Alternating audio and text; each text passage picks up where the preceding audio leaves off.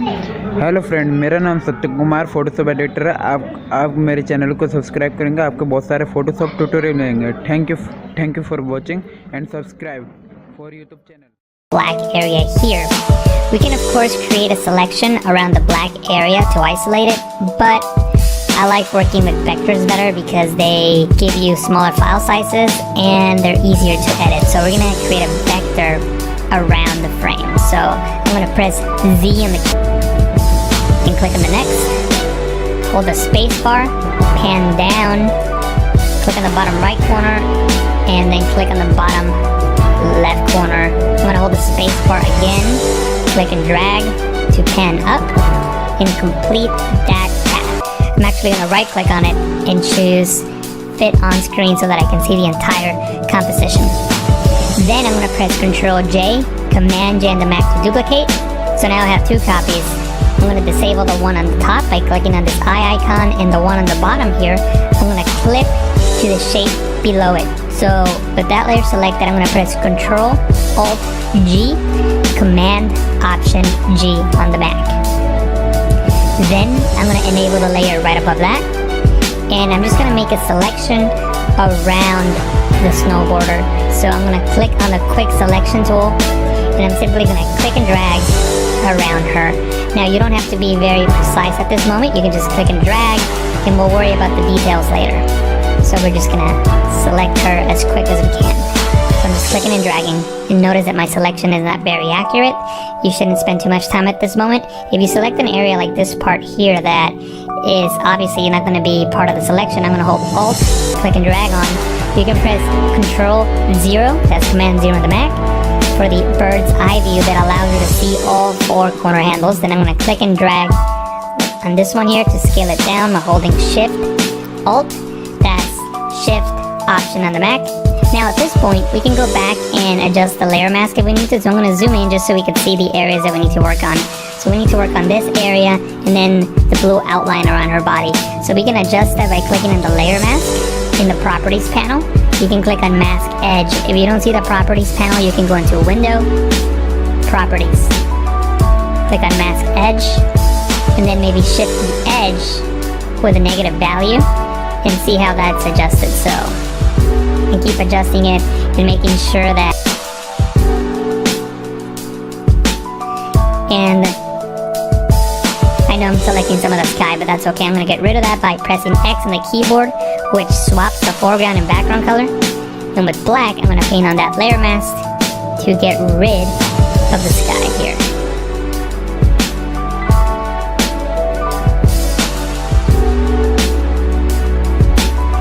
And I'm not going to take the time to do so now. I will do that after the tutorial and you can see the final image, but I'm just going to go around the entire image and just make sure that everything is masked out accordingly. And in most of these areas, everything seems to be okay. I know we got to work on this area here, and like I said, I'll do that after I'm done with the tutorial and you can see my final result. But for now, we'll just leave it as is. I'm going to press Z on the keyboard, right click, and choose fit to screen. And what we're going to work on now is extra elements that are going to help our composite look much more realistic and much more interesting. So from the Adobe stock library, I downloaded two elements we're going to use. We're going to use this shovel with the snow. So let me just double click on that to open that up. And by the way, the links to these files are on the description. You have to download them from Adobe stock. They're not free, but you can use a watermark preview to practice on. So I would recommend you doing that just so that you can have a way to practice and learn. So the first thing I gotta do is get rid of the shovel. I'm gonna click on the lasso tool. I'm gonna make a selection around the shovel. And as you can see, it's not very accurate. It's okay. Then I can hold Shift and Backspace. Or you can go into Edit, Fill to bring up the Fill menu. Under Contents, choose Content Aware and press OK. And Photoshop will fill in those pixels and make the shovel disappear. I'm going to press Ctrl D, Command D on the Mac to deselect. And this is what we're going to work with. The first thing that we need to do is mask out the snow from the ground. So I'm going to go into the Channels panel, and I'm going to look for the channel that's got the most contrast. In this case, the blue channel. I'm going to click and drag on the blue channel and drop it here in the new channel icon to duplicate it. Now with the duplicate channel, I can start making adjustments to it. The first thing I'm going to do is fill with white on the areas that I want to keep for sure. So with the lasso tool selected, I'm just going to click and drag and make a very rough selection on the areas that I know for sure I want to keep, which is all this top part here. Now that I have the selection active, I can fill with white. White is currently my foreground color. To fill with the foreground color, you can hold Alt and backspace, Option, backspace on the Mac. Then Control D, Command D on the Mac to deselect. Now we gotta work on this bottom part. There's a feature in Photoshop called Apply Image. If you go into Image, Apply Image, what Apply Image allows you to do is to take an image and apply it onto itself using a blend mode. In this case, we're taking the blue copy, applying the screen blend mode onto itself. So notice what happens here on the snow on the edge. It essentially turns white, which is what we want. You could also, of course, apply a multiply blend mode and it'll give you a different result. In this case, I think I'm going to go with screen, and then I'll just work on the edges in the next step. So I'm going to press OK. And what I'm going to do now is go into Image, Adjustment, Levels, and bring the levels to the right, the dark values to the right, so we have more contrast between the snow and the ground. And remember, we're going to be making a selection. Anything that's white in this screen will be selected. Anything that is black will be deselected.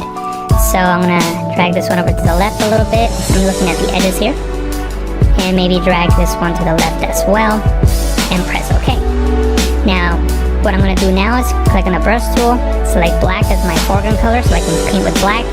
I'm going to increase the size of my brush by clicking on the right bracket key on the keyboard. And I'm just going to paint with black. And again, you don't have to be very accurate. As long as you get close enough, it should be good.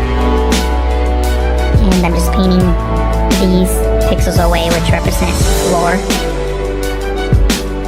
And once again, I'm going to go into Image, Adjustment, Levels, and darken up some of the darker pixels and brighten up the midtones a little bit. And press OK. So this selection looks like it'll work. So I'm going to press Control, Command on the Mac, click on the blue copy icon to make a selection around it. Go back into the Layers panel. On the background layer, which is the only layer that we have in this document, I'm going to click on the new layer mask icon. And notice now that the floor is no longer there. Now, it's not a perfect selection, but it's going to work because the color of the floor and the color of the table are very similar colors, and I think you're going to be able to get away with it. So what I'm going to do is I'm just going to simply click on the layer, select the Move tool, click and drag the layer over onto the other file by hovering over the tab, and then coming down and releasing, and there's our file. It's a really big layer. So we're going to need to scale it down. Control T, Command T on the Mac to transform.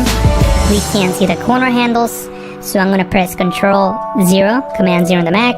There's the corner handles, and now I'm going to adjust them accordingly. I'm holding Shift as I'm clicking on these corner handles to keep the file constrained. The angle is not really matching my scene, so I'm going to right click on it and choose Flip Horizontal. And from here, I can match scene a little bit better, and I can even distort it if I want to. Maybe right click on it and choose Distort just to get a better perspective of the scene that we're working with. Maybe something like this. And press Enter when you're done.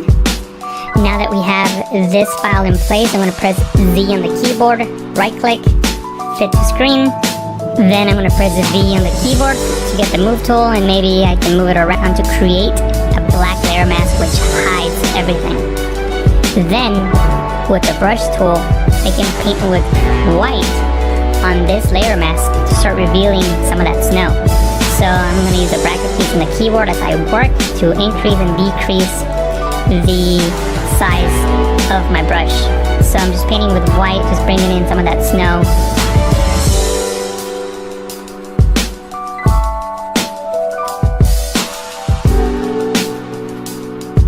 And if you make a mistake, you can press X on the keyboard to paint with black and maybe shape the snow a little bit better. So maybe something like that. What we're going to do now is work with different elements. So I'm going to open up the Libraries panel, and I'm going to open up this file here, which is these snow elements that were also downloaded from Adobe Stock. By the way, if you don't have Photoshop CC, you won't have the libraries panel, but you can still download the watermark previews onto your desktop and bring them into Photoshop as you would any other image. So you can still work with the previews.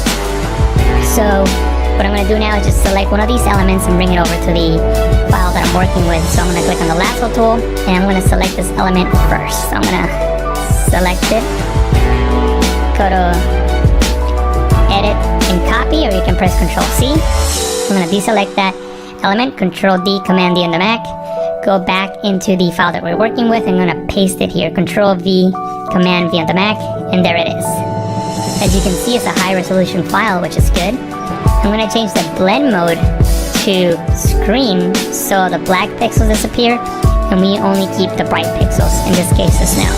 Then I'm going to press Ctrl T, Command T to transform, Ctrl 0, Command 0 for bird's eye view, and I'm going to scale this element down. I'm going to press Ctrl 0, Command 0 again to zoom back in, and I'm going to just rotate it and make it fit accordingly.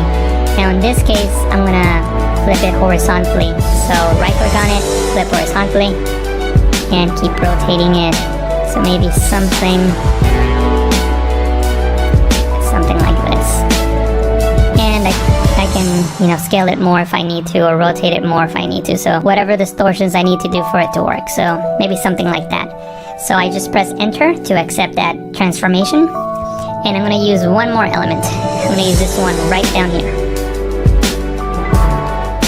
Again, Ctrl C to copy and paste that in here.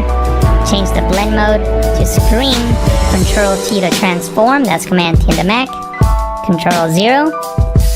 Command 0 on the Mac. And scale this one in as well. And I'm going to zoom in and rotate this one into position.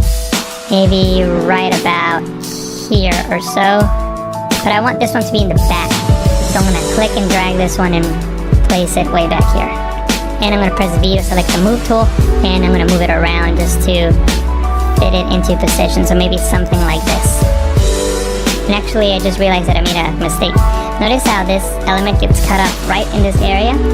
That's because this element needs to be right here. It needs to be in between the layer that's popping out of the subject and the layer that is clipped to the vector.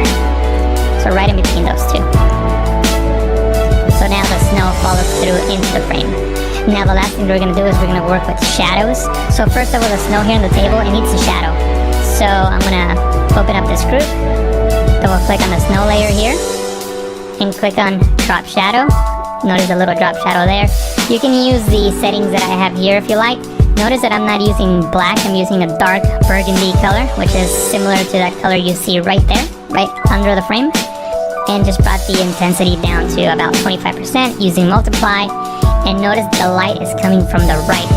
The light on her face is coming from the right, and so is the light hitting the frame. So you sort of want to match that with the shadows. So the shadows will be on the left side, sort of like here behind the frame. So this is what this is showing. So if I were to bring it up to 100%, this is what that looks like. Obviously that's too much, so leave it at about 25% or so.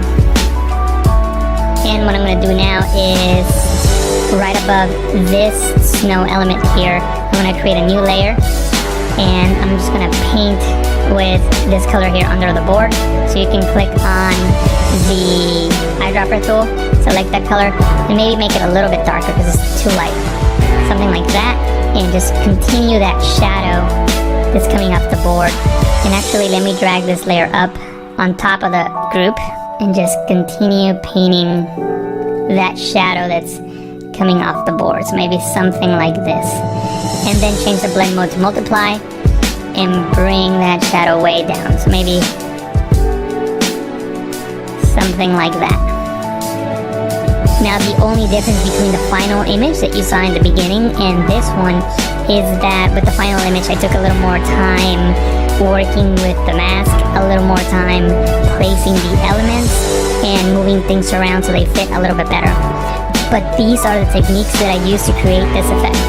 If you decide to create an image using this tutorial or any of my tutorials, then upload it to Instagram with the hashtag PTCVids Every so often I do a search for that hashtag, and if I find your image, I'll leave a comment. And that's it for this tutorial. I hope that you enjoyed it and that you learned something new. If you have any comments or questions, leave them down below. If you enjoyed the tutorial, don't forget to click that like button and share this video with a friend. If you haven't already, subscribe to the Photoshop Painting channel now. Thank you for watching, and I'll talk to you again soon.